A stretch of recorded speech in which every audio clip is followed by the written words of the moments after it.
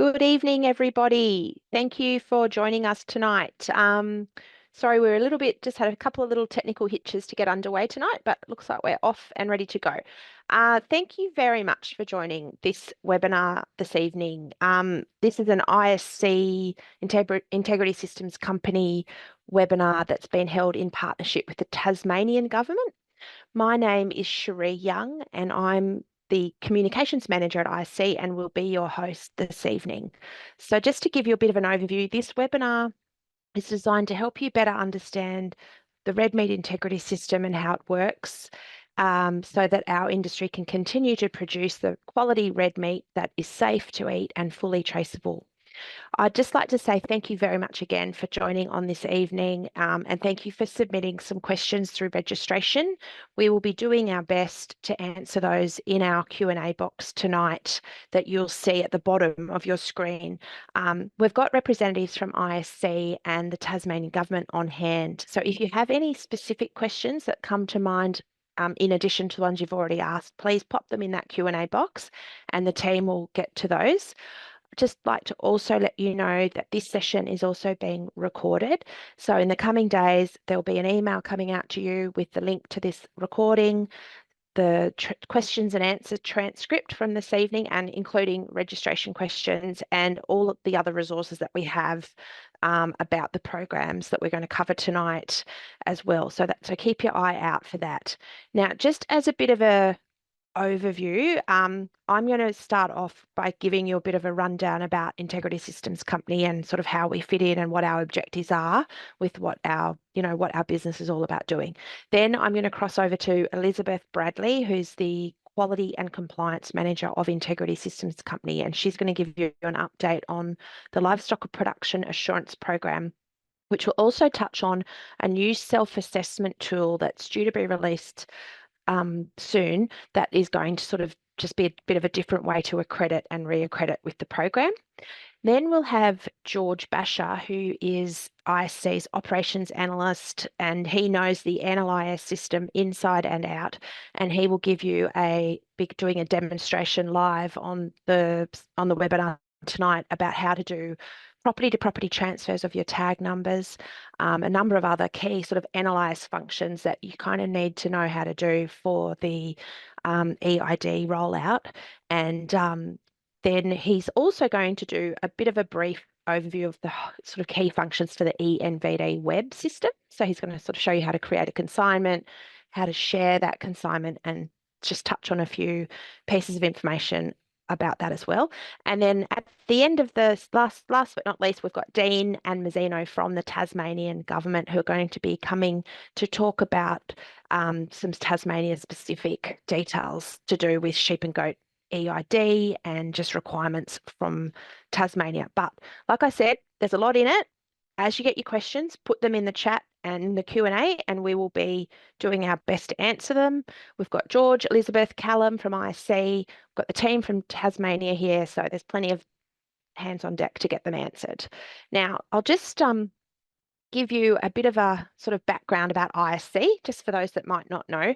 ISC, Integrity Systems Company, was established in 2017.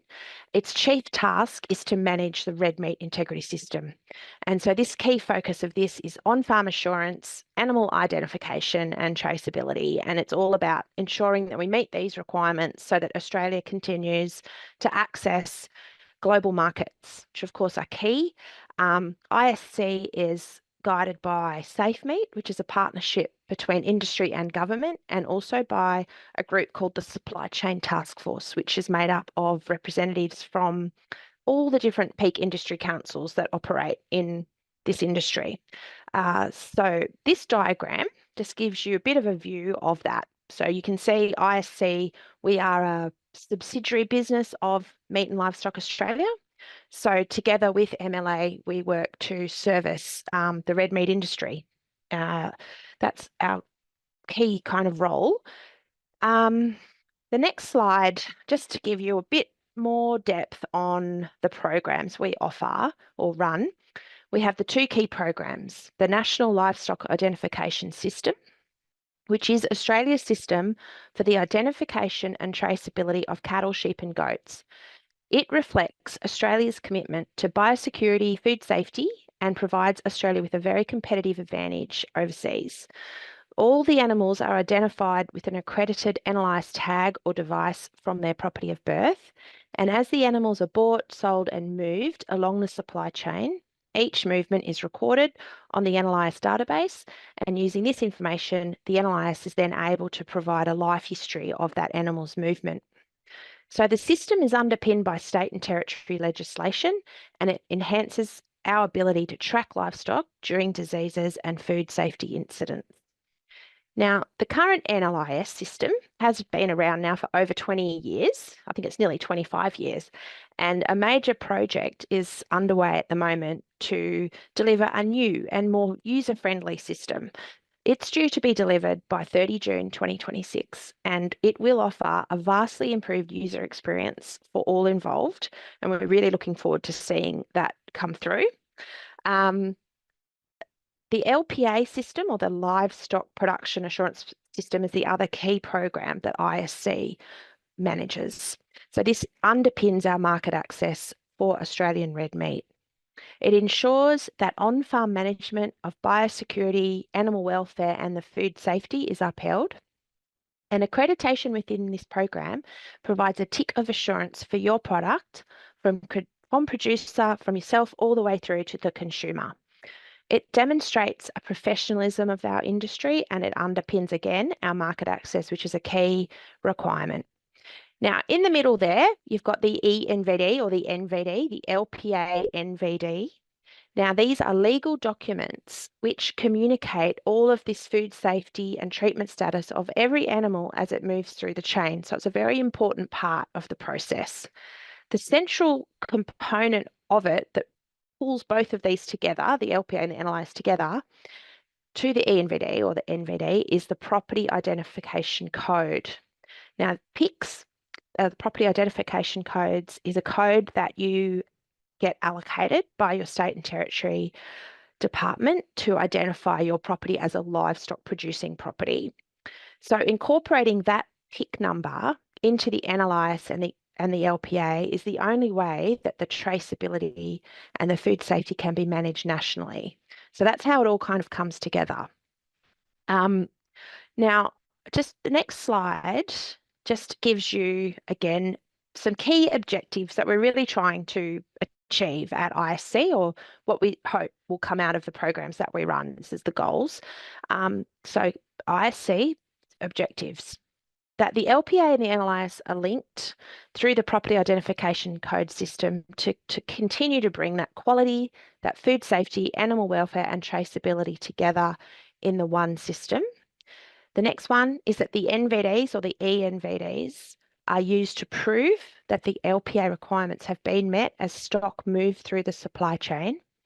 Now, having these declarations and additional attachments digitally held in an eNVD means that those documents stay with the animals on their journey. They're not lost, damaged along the way. They don't become hard to read, as can be the case with paper forms. So, yeah.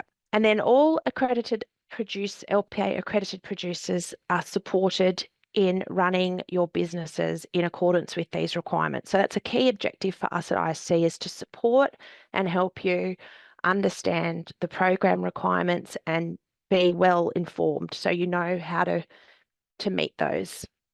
And all of this ultimately leads to the last box, that our red meat is safe to eat and of high quality, which is something we all want and love. So that's my last slide, my 3 key integrity takeaways. I'm hoping that when you finish, there'll be a lot of information tonight, but I'm hoping that you can take these with you before I hand on to Elizabeth. The first one is, be sure to renew your LPA accreditation when it falls due. You will be notified in advance by email or letter or an SMS, so you'll be aware when you need to reaccredit. It's good to use this renewal process as an opportunity to make sure you're clear on what the LPA requirements are, and this includes having your biosecurity plan organised and all your records up to date. And soon you'll be able to access a new report, a personalised recommendations report, after finalising your accreditation, but that's something Elizabeth will touch on more. They'll offer you even more information about it all. Now, by keeping your accreditation up to date means you can easily access the NVD or the free eNVD system.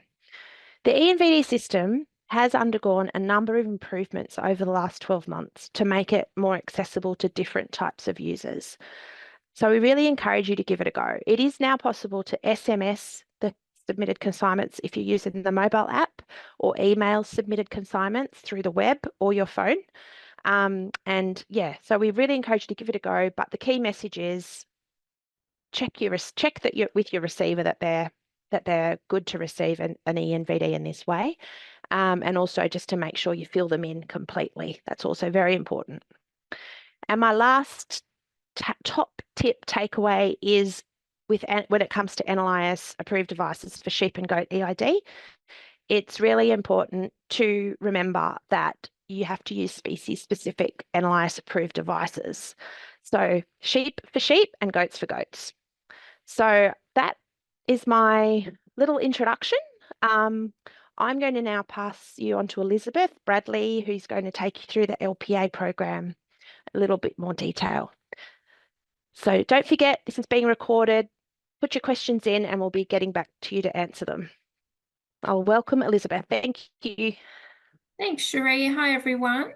So yes, I'm Elizabeth and I'm the Quality and Compliance Manager for Integrity Systems Company. So one of the key things I look after is the Livestock Production Assurance Program.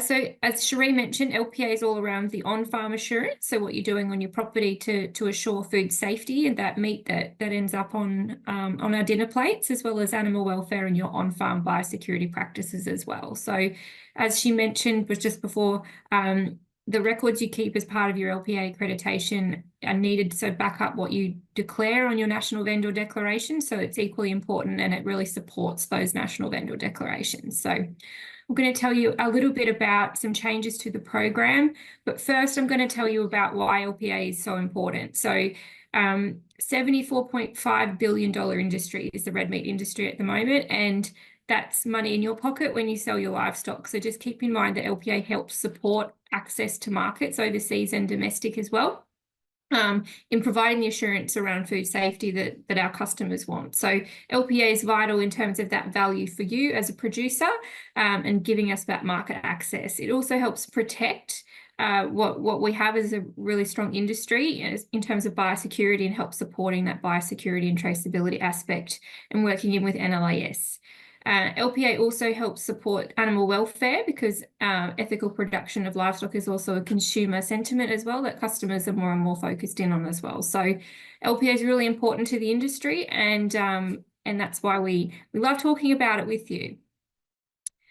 So some changes that are coming up to the program are really exciting. Well, they are for me anyway. And it's all to do with the standards and rules, which effectively tell us how the program operates. So we've worked with industry to update the program rules and standards, and coming on the 1st of September, we'll have a new way to complete accreditation. So if you're coming in for the first time or you're renewing, we'll change the assessment tool that's in there at the moment, the multiple choice quiz, over to a self-assessment. And the idea is to help you understand more around the requirements and also give you a customized recommendation report at the end of the assessment process, which will give you links and information around potentially things you might need to look at and improve upon. So it's all about improving awareness and education with that self-assessment tool. And we've also made it a lot easier to use and a bit quicker as well, so it's a bit nicer to actually run through that process. So all around trying to make it better and easier to engage with the LPA platform. We also have the ability to add voluntary modules into LPA. So this could be around different aspects of production that industry wants to start making assurance claims around. We've got the first one coming out in October to support harvested rangeland goats, which I know is not applicable in Tasmania, but it is in other states.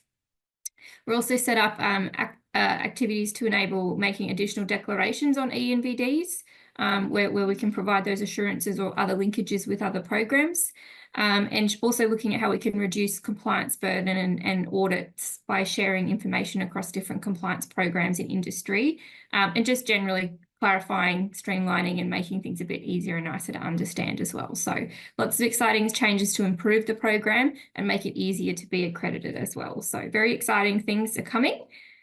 And the key one there is the self-assessment tool. So it's all about improving that experience.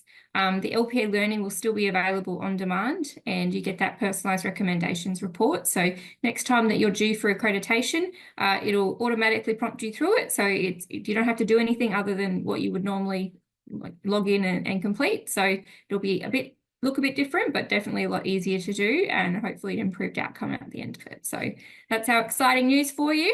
And we can move on to a little bit about the program requirements now. So LPA contains 7 different modules.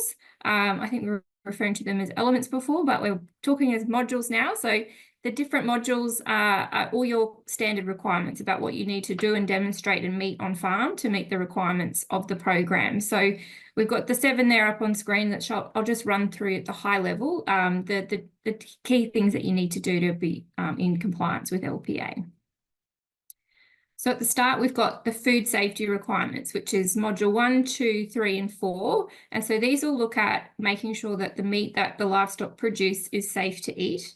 We are food producing with our livestock. So element 1 is around having a property risk assessment and a farm map that identifies any risk areas on your property, so that if you do have a contamination issue, you know that you're mitigating that and minimising the risk of contamination, chemical or otherwise, in your livestock. The second requirement is all around animal treatment. So if you're giving vaccines, any type of medicine or drug, keeping really good records of those and knowing your withhold periods and export slaughter intervals. So you've got those records to back up what you're writing on your national vendor declarations, and that you've got that traceability of those treatment records if needed. So that's important not only for communicating food safety down the chain, but also protecting you if you did get a residue issue in one of your animals as well. So really, really important. And then we've got stock foods as well. So this is all around the chemicals you use on your property, as well as any incoming feed. Very similar to animal treatments, you need to keep really good records of any chemical use on the property and records of what's coming in as well, and making sure it doesn't have any residue risks, because that can cause chemical residues in your livestock and in the meat as well. So we do have records and templates available for you to use for all these, but any format is acceptable as long as you've got records of them somewhere. The fourth requirement around food safety is preparing your livestock for dispatch, which also borders on animal welfare a little bit as well. But it's all around making sure those animals are fit to load, that if you need to, adhere to curfews with time or feed and water, so reducing effluent if that's an issue for cattle in particular, and also that you're loading them on good equipment and not causing welfare issues as well. So those are the food safety requirements at a high level for you. And as I mentioned, we do have lots of templates and resources available to help you keep those records. We have 2 other requirements here, which is around biosecurity on your farm. So key thing there is having a farm biosecurity plan. You can have good fencing, signs up, making sure you're keeping records of people coming and going, and knowing what to do if you do suspect a disease issue. So it's all around protecting your property in relation to your risks, and making sure that you've got access to those contacts that you need to if you do suspect an issue. The 7th module within LPA is around animal welfare. So animal welfare just requires you to have a copy of the animal welfare standards and guidelines that are applicable to your species. So if you've got cattle, you just need the cattle ones. If you've got sheep, you just need the sheep. You need to do the LPA training module around animal welfare as well. So that's online. It doesn't take very long to do. You get a certificate at the end, but it's important that you understand your requirements and responsibilities under those standards. And then also, if you do have staff performing animal husbandry, you can pop them through that training as well, or make sure that you've trained them yourself if you've gone through that training, just so that everyone's aware of their responsibilities. So they're the requirements around biosecurity and animal welfare. And I'm just going to talk now around the 5th element. I know it jumps around a little bit, but around livestock transactions and movement. So this one's the critical one around your national vendor declaration. So filling them out, obtaining copies, keeping copies, and all your NLIS requirements as well. So with element 5, making sure that if you're buying in livestock, that you get a copy of a national vendor declaration for those animals, and you keep a copy of it while they're on your property, so that you know what risks potentially they might have with them. It is a requirement to do so. If you're consigning livestock, so you're sending them somewhere else, making sure you're completing your NVDs completely in full, answering all the questions, signing it. It's got to be complete for it to be a valid document. And this is where you need to refer to your treatment records as well to make sure that any of those animals in a withholding period, for example, or exposed to, pasture in a withholding period or something like that, are accurately described on that NVD as they move off your property as well. The other requirements around this element of LPA is identifying your livestock with NLIS devices and recording movements onto your PIC in the NLIS database, which we'll talk about in a little bit more detail in a minute. But in a nutshell, it's all around your traceability requirements for livestock coming on and off your property within LPA. And we do audit for these and the NLIS requirements within LPA as well. So as a producer, if you're consigning your livestock, so sending them somewhere else, we've got 2 days. Sorry, say that again. You need to update the database if you're receiving livestock within 2 days of their arrival onto your property. So if you're buying them in, you need to actually do that movement, or if there's a third party or someone else doing it for you, making sure that they're giving you the receipt number or the upload ID to confirm it's happened, or you get an NLIS database account and check it yourself. It's not difficult, we promise, but it is your responsibility to do that. You also need, with the NVDs, complete them if they're moving off your property and get a copy if they're moving on. So keeping those records. If you do use the EMVD system, they're already on the computer and they stay there for you. So you don't need to worry about record keeping because it's already on the computer. But they're the key things around recording livestock movements that you need to be aware of. And here's some just tips. I know it's a lot of words on the screen, but there's so much around NVDs and being completed properly and making sure that they're right. So if you're using the paper versions, which are the books, make sure that you can read the handwriting, you've answered all the questions, you've signed it, the questions are all right, and that your transport details are added and all that sort of stuff. You can't reproduce that form. You've got to make sure it's for the PIC that you're consigning from, and making sure that if you do make an edit that you initial it as well. For the electronic version, it's a bit quicker to do. It's all in one place. If you complete the questions and you need an animal health declaration, you only have to answer one set of questions, not fill out 2 forms. You can upload different attachments to it. You can share it via email. If you have the app, there's lots of different sharing options as well. You can create templates if you do a consignment, say, just to a processor all the time, and you can set something up that automates it for you a little bit as well to make it even faster.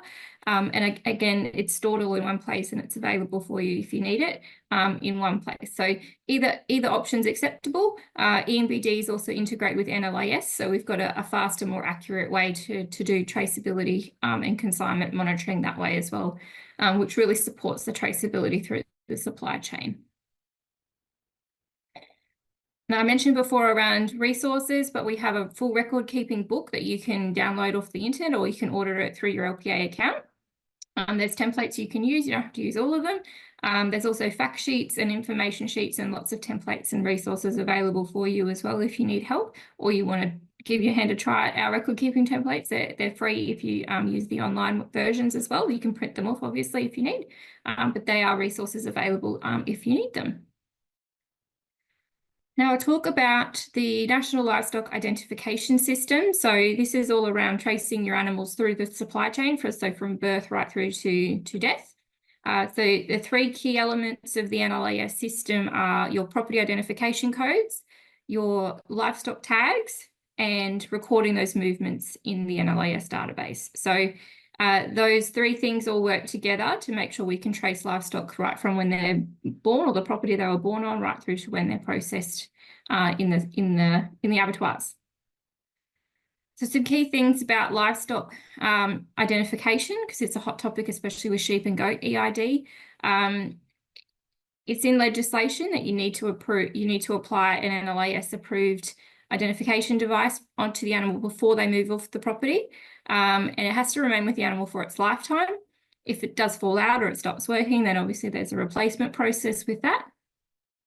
And if you do seem to, if you have the lost tag, you can actually link it together with the one you're replacing as well. And it's handy to have post-breeder tags on hand if you do routinely introduce livestock onto your property. So that's the other requirement around the different types of tags. So we have breeder tags, which are for applied to livestock that are born on your property. So for cattle, they're white tags, and for sheep and goats, they're either yellow or the year of birth colours. And then if an animal's moved onto your property and it's lost its tag, you need to apply a post-breeder tag. So that's orange for cattle or the pink colour for sheep and goats. So that makes sure that we know that it's lost its tag and it's no longer on its property where it was born. So some chips around the colours there.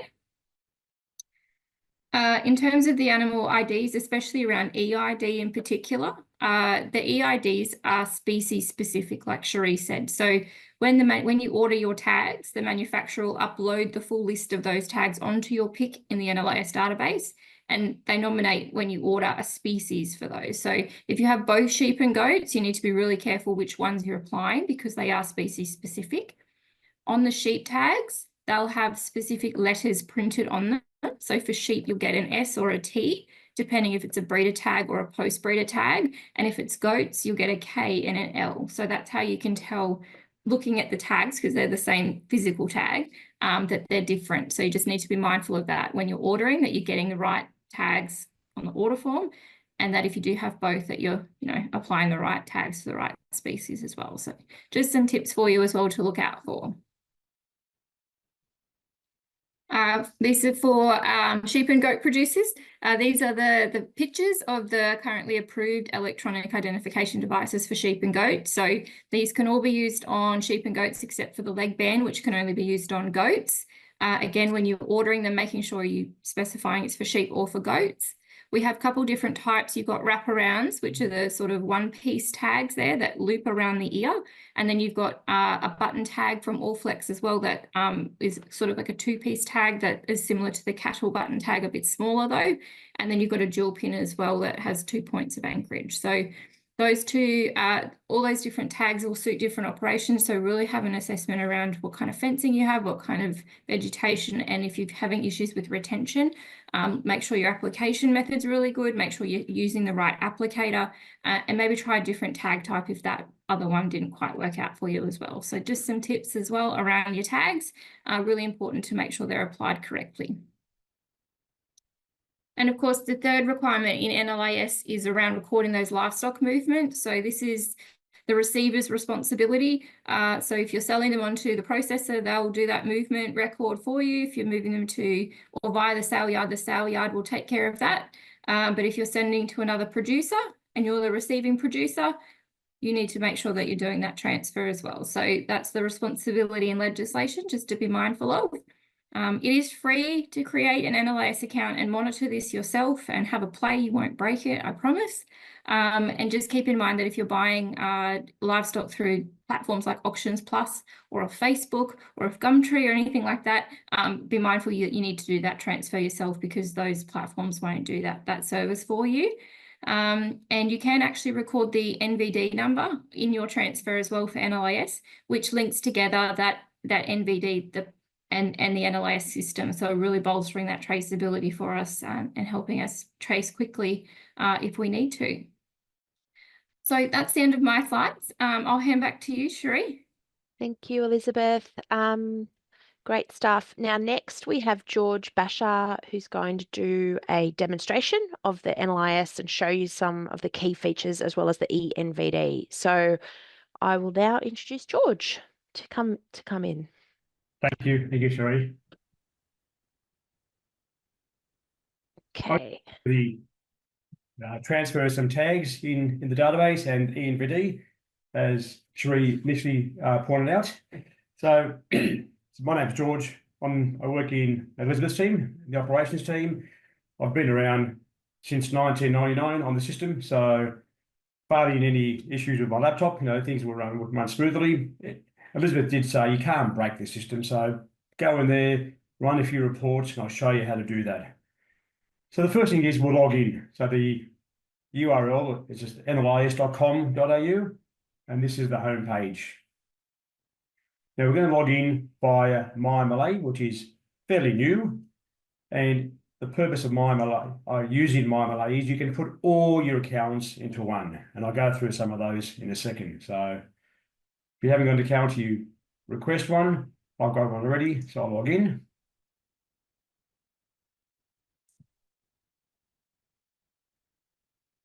So this is my home page for MyMLA. I've already got my NLIS accounts linked here, and as I said, accounts, I've got more than one, and you can link more. So I can link your LPA account, as I said, NLIS, my feedback, or ENVD. So we've got to go into NLIS, which I have already linked. I've got two accounts here. We're going to be using this test prod, which is my producer account. So we'll log in. And this is the page. So first thing I'll show you are the help tools. So click on help up here. Help tools. And we're into sheep individual, which is what we're doing today. And there's a list of probably 25 or 30 tech tips to help you. Some of these are quite old. It's August 2012, but that hasn't changed. So there's some new ones here, some old ones, but there's a lot of guides. And I'll show you where the other help tools are as well through the process. So go back to home. And the first thing I do is I click on hide this header. I don't need these anymore. Just gives us more real estate. Now I'm going to work with sheep today, but if I wanted to change this, you go, I want to change my types of livestock. So if you've been using your NLIS for your cattle, and now you want to use it for your sheep, click on change my livestock types, and then you can, so we're not going to use that anymore, or we've just added sheep in, and you hit continue. So now that's missing. So when you log in, if you don't have sheep individual or goat individual, or even cattle in this case, you can just add that in. So the first thing we're going to do is we're going to go in and do a transfer of some sheep. So I want to. We've done this change my types of livestock. View edit my account. If you want to update your email address, this is where you click in to update your email address. And this section here, notify the database of, is changing statuses or moving an animal. Now, if an animal dies in your paddock, you click on device status and type the tag number in and move on. Today, we're just going to go through livestock moved onto my property. Elizabeth mentioned that it's your responsibility, if you are receiving livestock, to ensure they're transferred within 2 days. So I'll click on livestock moved onto my property. There we go. And we're going to type in the details manually on screen. If we have a stick reader, some of those people with readers, panel readers and stick readers, software can do it for you, create a file, you can upload it. But today we're going to use this. I want to type it in manually on screen. So 6 pieces of information. The first thing we'll do is I've already got these copied. So there's a list of tags. Now you notice I've got the visual tag, and I've also got the RFID. It's just to show you, most of the time you only have one of them. If you have your scanner, you'll scan one of them only. So there's a combination of both visual tags and electronic tags. Where they move into, I've got 2 properties. They go onto this property, QDZZ3333. They're coming from QBZZ2222. These are my test picks, which we use for training purposes. Again, Elizabeth mentioned, type in the NVD serial number. Now let's make one up. They're moving today. It's asking for the number of head. And the reason why it does that, in the initial stages of eID, electronic eID, you don't have to tag every single animal. So in the process, we're only tagging sheep born in this year. So you may have 10 tags and 12 animals. So the system wants you to recognize that there's 10 tags, 12 animals, 10 animals and 12 tags. Sorry, other way around, beg your pardon. So the number of animals you've got is 12, but only 10 of them are tagged. So that's why we asked this second question here.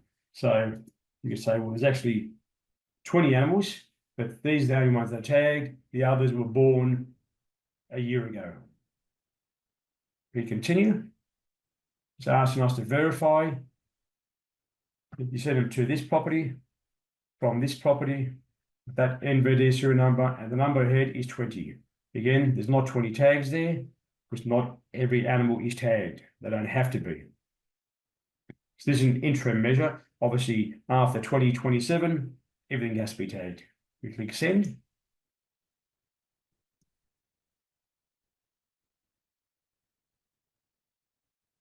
Just now sending that to the database. The other thing that was mentioned is make sure you record the receipt number. If someone does it for you, if you do it, there's always a receipt number. In this case here, there's the official receipt number. Now, because we uploaded this particular file, it's doing two things at once. It's saying, well, 20 moved, but here are the 10 tags. So it gives us, these are the 10 tags and 20 moved. So we'll look at your transaction history. So I'll just upload this file and look at what I have just done. Click on view my transaction history. I want to see everything I've done today, from the 24th of July to the 24th of July today. You continue. And this is the file we uploaded just now. That's number that had number 10, you recall. And these two are the individual uploads, the one with the 10 tags and the one with the 20 head. And we've got a warning message. Now we're moving animals in between EU properties and non-EU properties, so we get a warning message. The warning means it went through. However, there were issues. And this one here, both the tags are the same. It's saying the animal was not on the property. It was on a different property. So the animal was registered on property A in the database, but it moved from property B to C. And that's that system transfer. So animal was registered to property A, but I moved it from property B to C. On property C, I'm receiving the animal, so this has come from property B. The database has recognised it's actually still on the original property it was born on, property A. Therefore, it puts this warning up. Still does the transfer. This is called a system transfer, and it completes the movement. We'll close that. We'll go back home. So we've done the job. 9 of the 10 went through, no problem. 1 went through with an issue. Now, if you want to use any other species, you just select from here again, but we'll keep it on sheep individual. Now we're just going to run a basic report. We're going to go and say, view generator reports. So there's a whole heap of different reports here. I'll use this one first, search the PIC register. This is one of our most popular reports. If you get an email with this warning, someone says, well, who owned that property? Who owned this PIC QBZZ222? Put that in. And there's the details of the owner. That's me. There's the details of the owner of this particular property. So search the PIC register, quite a popular report that people run, and it gives them these basic details. Go back home. And the other report I'll show you, click on View Generator Reports. There you go. Now we want to see what has moved onto my property. So livestock transferred onto my property. We want to see what's moved onto this property. What moved on today? And there's the 9 tags that I had in that list. So that was that NVD number that I used. There's the 9 tags that I put in there. So you can see straight away that transaction happened. If someone tells you I did the transfer on your behalf. So if the receiver which is you buying the animal, have asked someone else to do it for you, log in and check. Sometimes the seller will say, look, I'll scan all the animals, I'll do the transfer. So always go in and check, because it is your responsibility. So you go into livestock transferred onto my property, and you can only see what's on your property. So what's moved onto this property in this time frame. So if you buy animals from the sale yard, go in and have a look. So there's a list there. Now, if you wanted these tags, you can export the tag numbers. Click on export, select the fact that you want the RFID or the NLIS ID or both.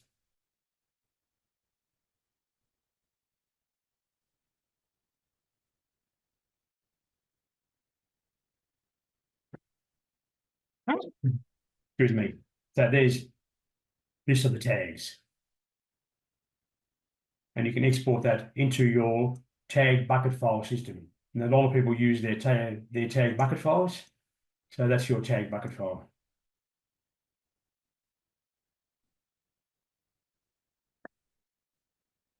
Go back home. I want to, and we'll view my transaction history. We went through this already, but we'll go through it again. Look at what's happened the last few days. They're all the transactions that have happened in this account. So always go through and check that they are complete, or worst case scenario, they're warning. If there's an error, the transfer for that tag or tags in that list did not occur. So just make sure you're always checking. So pretty simple, do the transfer and check. So the next page is ENVDs. So to get an ENVD, it's another version of the book. As was pointed out, as Elizabeth pointed out, it's current. You've always got a current version if you're using the electronic one, and it's always stored for you. And the other thing that she also raised was you can't answer yes and no to the same question. A lot of people just tick, were the animals born here? Yes. How long have they been here? 2 to 6 months when they're grown steers or heifers. So this prevents people from making mistakes. So from your home page, only if you have logged in via MyMalay. If you haven't logged in via MyMalay, you can't access it. Only way to access your ENVDs, your LPA ENVDs, is via the MyMalay login. So we'll go down to the bottom, view my ENVDs.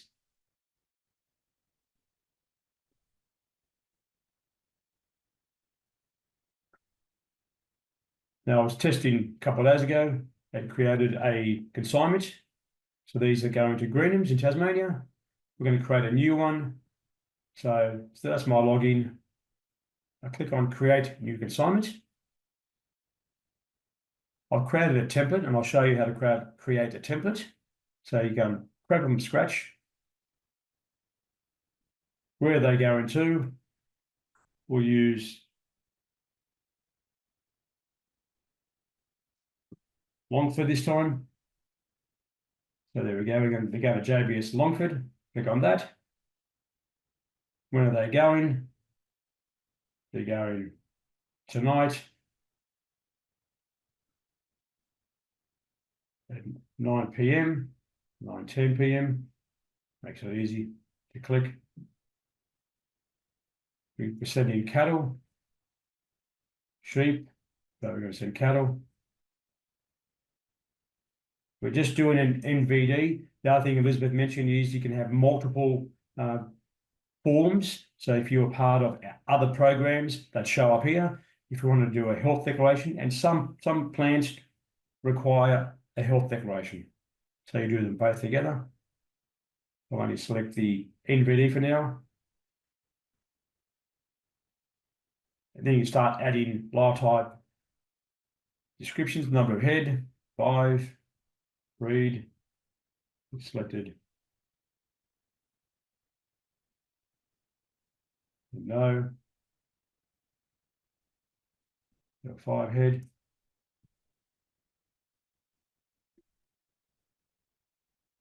So we just added that. We can add more, just like you would with the NVD book. You've got 4 lines there on the NVD book.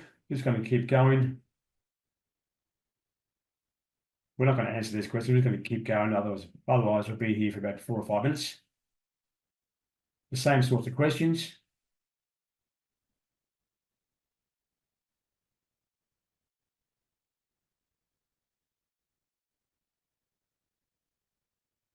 So we've understood the terms. Hit next. You submit it.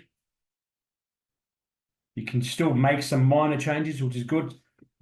Obviously, one of the problems is you don't know all the time how many animals you can fit on there. You might go out there, one might have jumped the fence. So you can always adjust some details.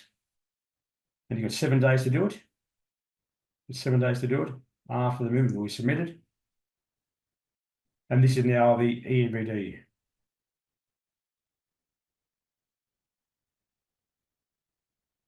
Looks like all the other eIDs you've always played with. So that's what we just added. We didn't answer any of these questions.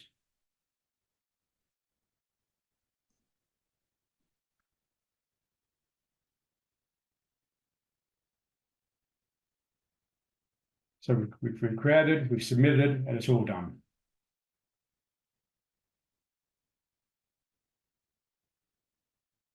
We can duplicate this, create a new template now.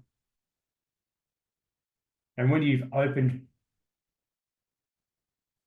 the ENVD, you can save it, click on save, and then email it to, in this particular case, email it to the customer. So this is the one we did, sorry. The 5 steers. You save it and email it to, in this case, JBS. The other one, email it, send it off to Greenings or wherever they're going, Prana sale yards. So this is the beauty about the system. You can print a copy off, give it to the driver if they insist. You can email it directly to the agent, to the buyer, to the abattoir directly. And the only way to do that is by saving it on your hard drive, go into your email and send in the email out to the person receiving this. If the driver, like I said, insists on a copy, then you photocopy it or print it off and send it to them. You can include their details throughout the whole process. You can include their details. You can go back in here and modify, edit any of these sections. Go back to the transporter section, add the transporter details, and they can receive a copy via their email. So a fairly simple process. Another big advantage is if you're part of the process and you have email accounts linked, you get notified. So this is an example one we sent off to one of our customers who I was talking to today. They get this email. So the receiver is an abattoir. They're receiving this email. Click on it. And that's one that I showed you before. So this email is automatically generated. Abattoirs receive it, the feedlots receive it, the sales receive all these emails rather than paper copies. Don't know if you've ever gone into a sale yard and seen all the papers or in an abattoir. You know, they seem to lose the paper. They're always calling people up. This way here they have a copy. You send them an email. You also receive an email if you're receiving livestock. So someone's put your pick in, so they know who you are by your pick, and it will generate an email to you. So that's it for me.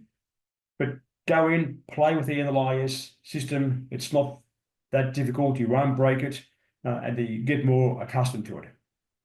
And try the eID. It's going to save you money in the long run, save you a lot of time, create a template, and everyone will receive the paperwork. They're not having to call you up early in the morning saying, go on and change the data, fix the data up. No, thank you. Thank you, George.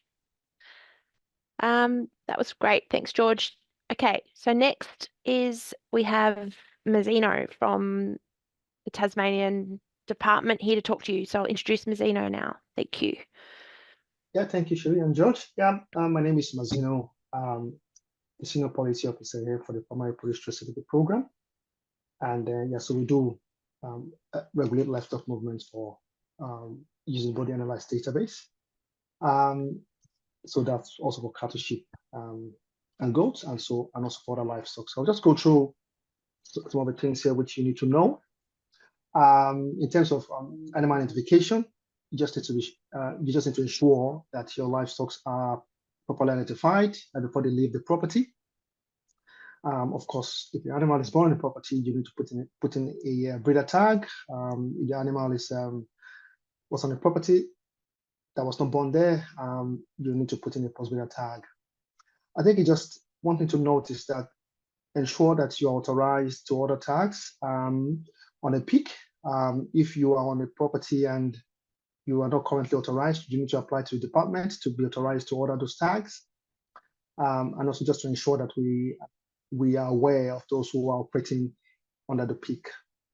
In terms of NLIS, of course, we do have a general biosecurity direction that sits on top of the Animal Brands and Movement Act and regulations. You need to ensure that within 48 hours of animal movement to your property, you need to notify the database. I think that's been covered. And also just to ensure that before you move those stock off your pig, check to make sure that those stocks have been moved onto your pig first. Because if you don't do that and you move livestock off your pig and then you move them to someone else's pig, it will trigger what we call a system X transfers, and that will be a breach also in our legislation. You need to ensure that you notify the database before you move those stock when the livestock comes to your property, but at the same time before those stocks are moved off your property. Also wanted to note, it's your responsibility as a receiver to notify the database. So please ensure that you put that in mind when you receive livestock.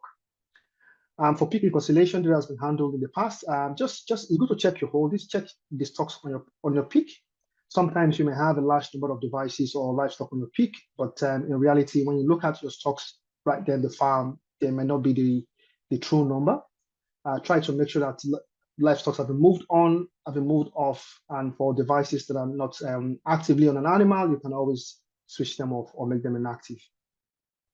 In terms of movement records, I guess it's just ensuring that you have a completed vendor declaration, as you've heard through the eNVD demo. Also, if you use an eNVD, then it makes it easy because you would automatically comply with the fact that those records can be kept, and we can always access them when we need those records. For those who still use the paper records, you need to ensure that you have a copy of the records and that you keep them in line with our legislation. We do want to ensure that livestock are traceable, and just as I said before in the past, it's good to ensure that those livestock are correctly transferred. Check your pig, check your holdings, make sure that the person who is supplying you stock have completed their vendor declaration, and also make sure that when you receive those stocks, make sure you also notify the database in line with our legislation. We always encourage producers to check their pigs and make sure that their details are up to date.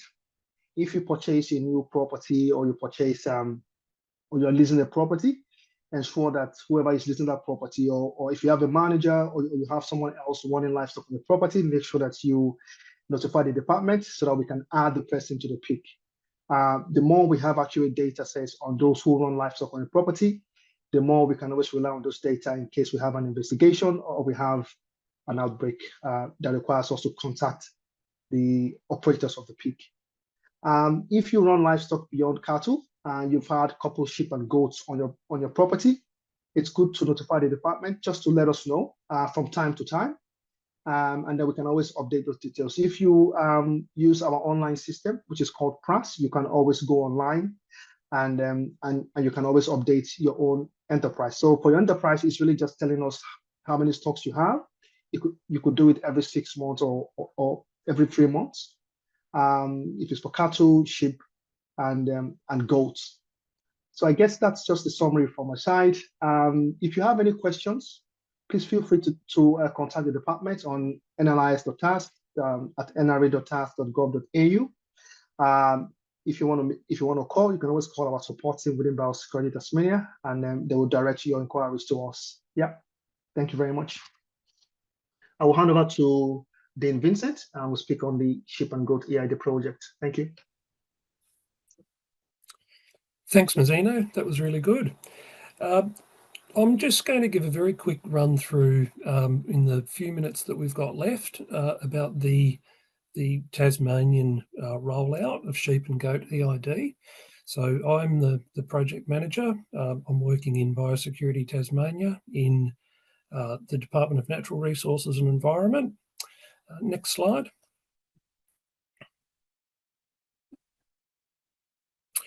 So just very quickly, why the move to eID? Well, in Tasmania, we're part of the national rollout. We're mirroring the current system that we've had for cattle, as you probably well know, for about 20 years. Moving from the mob-based visual tag system to eID for individual sheep and goat has a range of benefits, including strengthened biosecurity and traceability, maintaining our important international market access. There's potential for animal-specific carcass feedback through hook tracking technology, which is a benefit for producers, of course, and of course, efficient and effective response to disease outbreak. And of course, the big worry for us all is foot and mouth disease. And for producers, there's an opportunity to enhance their farm practices through, I guess, weeding out poor performers in flocks. So there's options there. You don't have to jump all the way into it. You can start easily and slowly with eID. And there's a lot of instructional videos there from producers that tell their story about how they've got into eID and so forth. Next slide.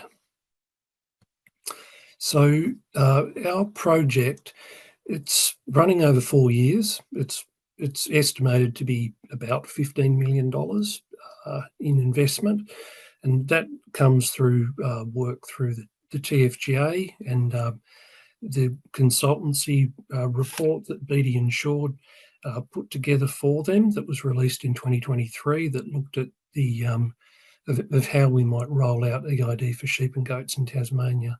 So that report, I guess, was the framework for the way we structured our project. The state government came along and provided $11.6 million in investment, and the Commonwealth 1.3. Industry through their own participation and contributions to scanning equipment, around about $2.3 million there from the sheep and goat industries. So the project has some staff, of course, and I project manage it. We've got a project officer, Kira Pennington, an industry liaison officer, Jess Newman, a technical lead, Beck Lind, and I'm sure you've probably seen some of those people around at perhaps AgFest and rural shows that we've been to and forums at Elders and Nutrien. And then coming on the back of us is some education and compliance officers that will start mid-next year, and they'll follow up on the work that we've done and help everyone along the journey. And of course, we couldn't have done what we've done to date without our industry advisory groups. So we've got a sheep regulatory advisory group and a goat regulatory advisory group, and there's membership there from throughout the supply chain, industry supply chains for both groups, including Tas farmers as well.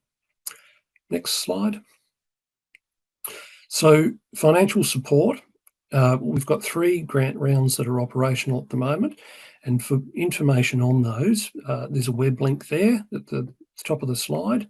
The first round we started in March, and that was to, I guess, gear up anywhere a sheep or a goat might go starting 1st of January that might need to be tagged. So places like sale yards, processors and so forth.